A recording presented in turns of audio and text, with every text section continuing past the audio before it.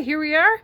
I have all of my half square triangles made and my one white block. So we are going to make our block look like this. So we're going to start with that. So I'm going to place all of my squares with the white and the dark down first. And so all of them will be oriented so that the white is in the corners, just like that. I know it's kind of hard to see on the table here because that's white.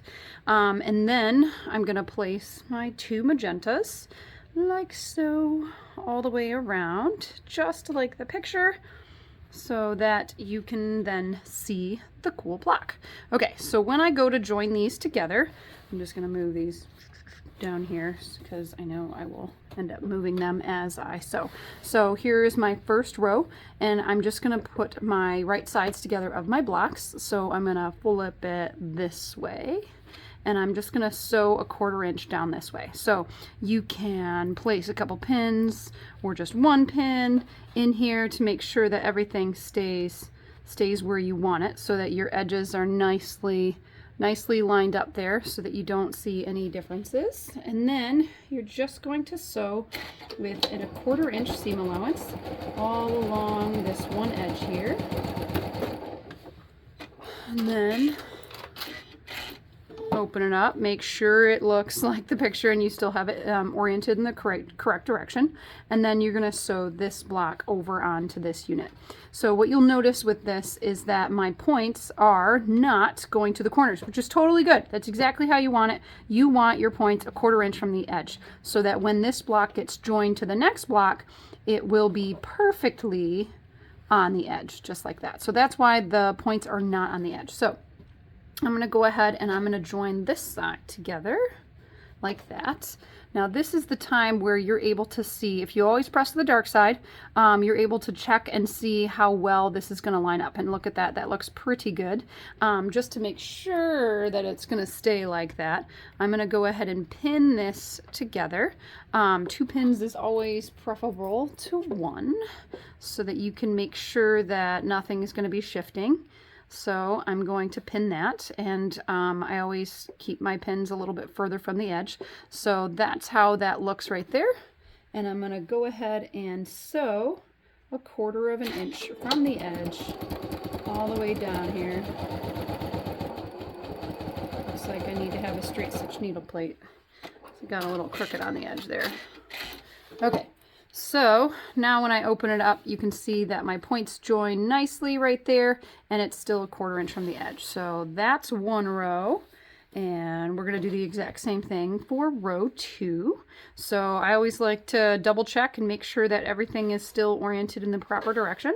Flip them right sides together, and I'm not going to pin this time. I'm just going to try to hold it in place and stitch along the edge here. Cut my threads, giving myself another check, make sure that this is the proper direction with the printed picture, and then line it up nicely and stitch that 1/4 inch.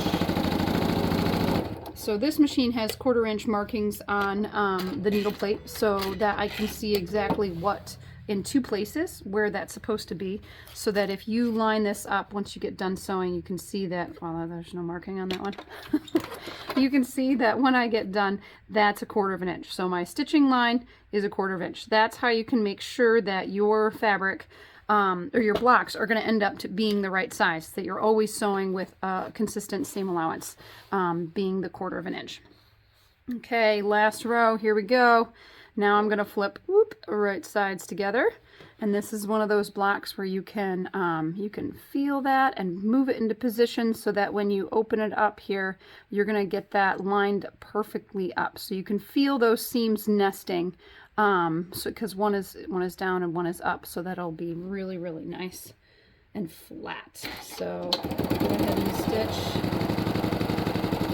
all the way through the edge there. And then one more little teeny tiny HST to put on there. Oh, my machine's eating it because I have the zigzag stitch plate on, and I should have the straight stitch plate on. That way it won't be pushed down into the needle plate. But I am going to muscle through it. Here we go, last one. And then I'll show you how to join the rows together. Okay, so now we have all of our rows done and it looks just like the picture. Okay, so row A to row B, like always, right sides together.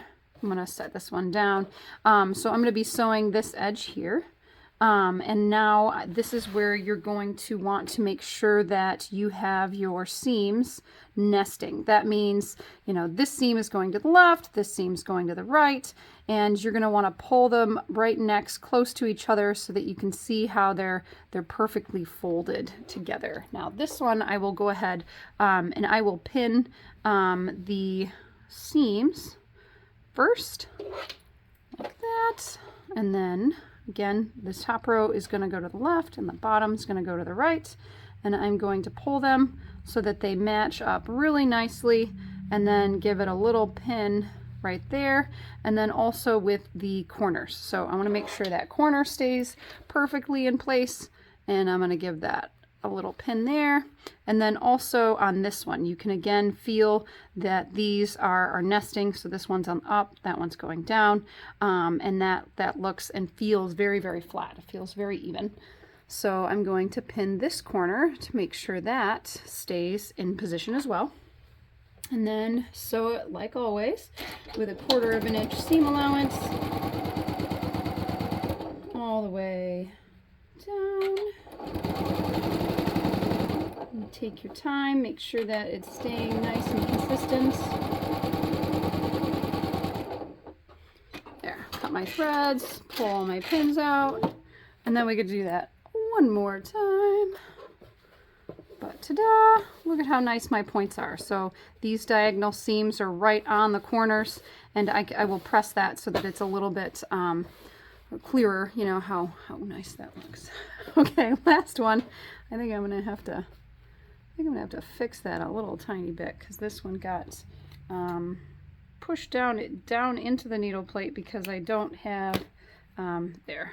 That's probably gonna be okay.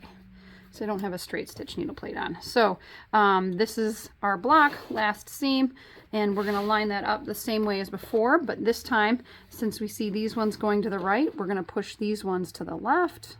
And an alternative to pins is you can use Wonder Clips, but you're gonna have to take those out as you go. So now I gotta line up this one. There. And just for fun, I'll show you how to do it without pins. And so now I have that positioned underneath my foot. I'm going to sew with 1/4 inch. I'm going to take that out, make sure that it's lined up, and keep going. So I've noticed that bottom layer is kind of puckering up a little bit, so I'm going to reach under and pull it. Since I don't have the pins in there holding them, right? I have these Wonder Clips, which are still fantastic. They're a great tool, but this is just how you do it as you go. All right. And ta-da! Here is our cool block. So this is called the Ribbon Star. I got some edges in there, but once you press that, you should have this measure. Nope, that one's not big enough. 7.5 inches. So you put this on your mat, and after it's pressed, and you should be able to trim this to 7.5 inches if you have to trim it at all. So this is how you make our Ribbon Star block. Hope you enjoyed this one. If you guys have any questions, remember you can always give us a call. We're open 7 days a week. Happy to help. You can bring in your finished block July 30th, 31st, receive the next kit for free. You can either do the foundation or you can do the traditional piecing. Either way is up to you. We have both options. There is no video tutorial for the foundation paper piecing because it's the same as all the foundation piecing that we've done before. Again, you know, if you have any questions, make sure you just give us a call. We're happy to help. Thank you so much.